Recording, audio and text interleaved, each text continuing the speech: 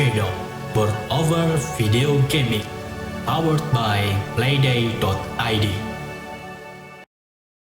Halo guys, selamat datang kembali di PPG. Hari ini kalian bakal dengerin pendapat pribadi gua tentang Laga Jakarta. Ini adalah salah satu game pertamanya Mas Bro Studio yang dirilis kalau nggak salah tahun 2015 ya, untuk 2-5 pemain dengan tema realita kehidupan di ibu kota. BTW kalau kalian belum tahu cara mainnya, kalian bisa cek link di deskripsi video untuk melihat cara mainnya. Karena kalau kalian sudah tahu cara mainnya, akan lebih mudah bagi kalian untuk mengikuti step by step apapun yang gue ucapkan di video ini. Kita bakal mulai dari komponennya ya. Untuk boxnya kualitasnya cukup bagus dari cardboard yang tebal. Untuk desainnya sih terlalu minimalis ya buat gue. Cuman ya we'll see lah. Untuk rulebooknya bahannya juga bagus, singkat, padat.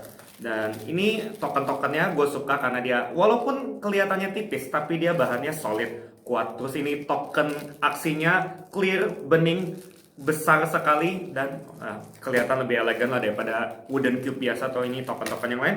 Terus untuk top location atau action tilesnya gue lupa lah, tebel banget, gue suka ini, sangat sturdy dan colorful.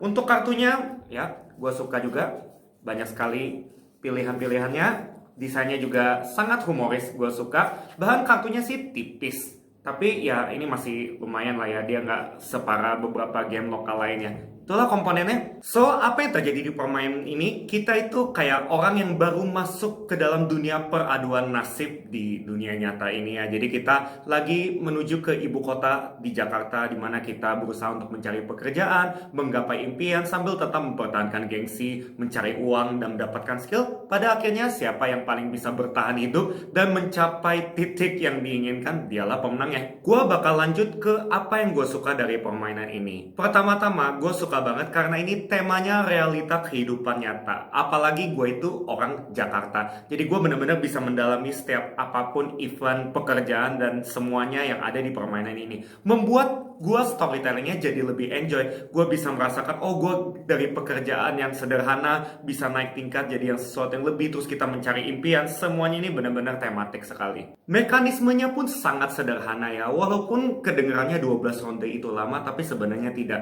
Kita cuma mengambil token aksi, terus kita muterin lingkaran dengan metode congklak, kita melakukan aksi. Aksinya pun gak macam-macam, kita cuma mengambil resources, mendapatkan pekerjaan, atau mencari impian. Pokoknya sangat sederhana. Yang bikin dalam adalah efek-efeknya yang berbeda-beda. Dan ini adalah salah satu game yang gue bilang ya, membawa tipikal board game Indonesia yang mungkin sederhana, gak mau yang ribet-ribet, satu level lebih tinggi dengan tetap mempertahankan kesimpulannya dan menambahkan efek-efek yang bervariasi. Berikutnya, keterkaitan antara tema dengan mekanisme gamenya sangat kuat sekali. Gue suka banget aspek tersebut ada di dalam satu permainan. Ibaratnya kalau kita token aksi ya, kita kan mungkin pergi ke satu tempat terus kita nongkrong atau melakukan sesuatu untuk mendapatkan skill, pekerjaan, impian. Terus kalau kita terlalu ramai, kita dibubarin sama Satpol PP. Ya pokoknya seperti itulah. Selain itu, kartu-kartunya ini entah impian, pekerjaan, berita, semuanya unik. Artworknya pun humoris dan what's even better, semua informasi di dalamnya itu sesuai dengan apa yang terjadi di kehidupan nyata. Misalkan kalau kita jadi Pak Ogah, kita itu malakin duit pemain lain, gaji kita berupa koin. Kalau kita jadi ojek online, kita bisa lebih fleksibel dalam mencapai satu tempat, dan masih banyak lagi. So kalau gue bilang ini idenya mahal banget ya. Ini mencakup sebagian besar apa yang terjadi di ibu kota Jakarta. Di saat game lokal lainnya kalah dalam hal variasi, kalau Laga Jakarta tidak mengalami kendala yang seperti itu ya. Ada 3 jenis kartu, pekerjaan, berita, impian. Oke lah, berita ini cuma sebagai pelengkap doang. Yang paling utama kan pekerjaan sama impian. Ini setiap jenis itu ada puluhan, mungkin kalau nggak salah 50-an atau 60-an ya. Itu bener-bener udah cukup banyak untuk satu game, dimana kita bisa merasakan perbedaannya dari satu game ke game yang lain. Mungkin di game ini kita fokus di impian, di game berikutnya kita lebih fokus di pekerjaan. Ya begitulah, kita harus bisa mengatur prioritas supaya bisa berhasil dalam peraduan nasib di ibu kota. Selain itu, eskalasi. Gue paling suka kalau game yang eskalasinya bagus. Di sini berasa banget. Awalnya kita itu nggak terlalu berpengalaman ya, jadi setiap ronde bakal terasa membosankan. Kita cuman ngumpulin resource, kita mungkin dapat pekerjaan yang ele-ele doang. Tapi semakin berjalannya permainan dari ronde ke ronde, kita bisa mengumpulkan bahan yang banyak, kita mendapatkan gaji yang lebih berkualitas dari pekerjaan kita yang baru. Dengan mencapai impian, kita bisa mendapatkan ability yang spesial.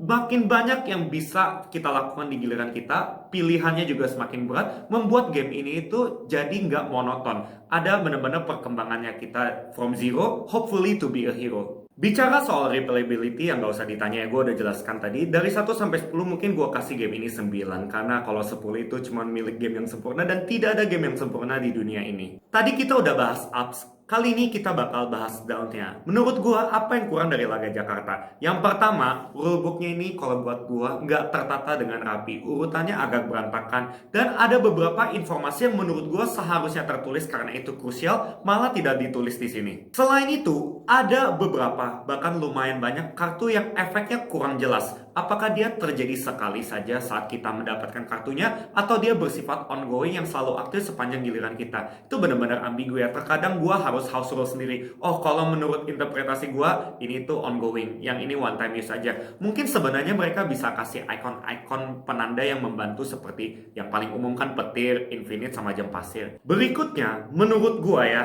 aspek deck impian dan pekerjaan itu terlalu random. Terkadang kita lagi punya banyak resources, kita mencari pekerjaan atau berusaha untuk mencari impian, berharap dapatnya bagus-bagus, tapi yang muncul malah yang ele-ele. Sebaliknya, pas kita lagi miskin-miskinnya, lagi nggak punya apa-apa, kita berharap mujizat datang, pas ngambil ya ternyata dapat yang mahal-mahal. Mungkin solusinya itu bisa dipisahkan decknya, entah yang impian atau yang pekerjaan, jadi level 1, level 2, level 3, atau level 4. Jadi saat kita mencapai satu titik, kita lah membuat keputusan kita mau beradu di level yang mana. Jadi kalau kita lihat, wah kayaknya bahan kita sedikit, ya udah kita beradu di level 1 atau 2. Kalau bahan kita cukup banyak, beranilah untuk maju ke level 3 dan level 4. Atau kalau enggak, bisa lah dibikin display. Mungkin secara tema kita bilang ada lowongan pekerjaan yang dipasang di koran atau di poster-poster. Itu akan membuat kita memiliki keputusan yang lebih jelas daripada hanya sekedar mengambil blind kayak gitu. Menurut gua, menambahkan aturan seperti itu bisa membuat game jadi lebih strategik. Karena kalau kita lihat kan ini udah bukan game light lagi, tapi sudah satu tingkat di atasnya. Jadi nggak ada salahnya toh kita membuat segala sesuatu untuk meminimalis lucknya dan lebih fokus ke strategi. Itulah semua opini dari gua. Mungkin ada beberapa ups dan downs yang nggak tersebutkan. Kalian bisa tentukan sendirilah. So, secara overall rating, gua bakal kasih Laga Jakarta ini 9 dari 10. Seperti yang sudah kalian tahu, Laga Jakarta bahkan sampai saat ini masih menjadi board game lokal nomor 1 buat gua. Seperti yang bisa kalian artikan dari apapun yang gua ucapkan tadi, Laga Jakarta tidak sempurna, malah lumayan juga flaws-nya.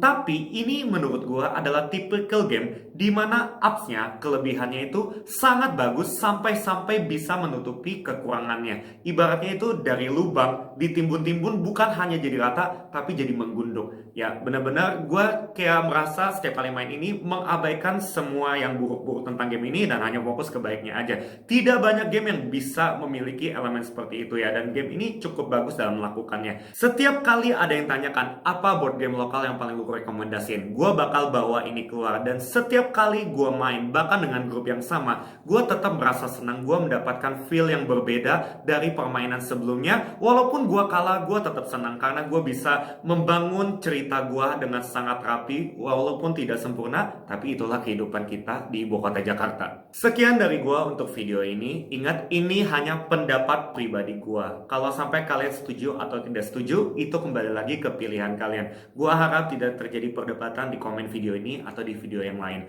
Bye, sampai jumpa di video berikutnya. Keep board gaming.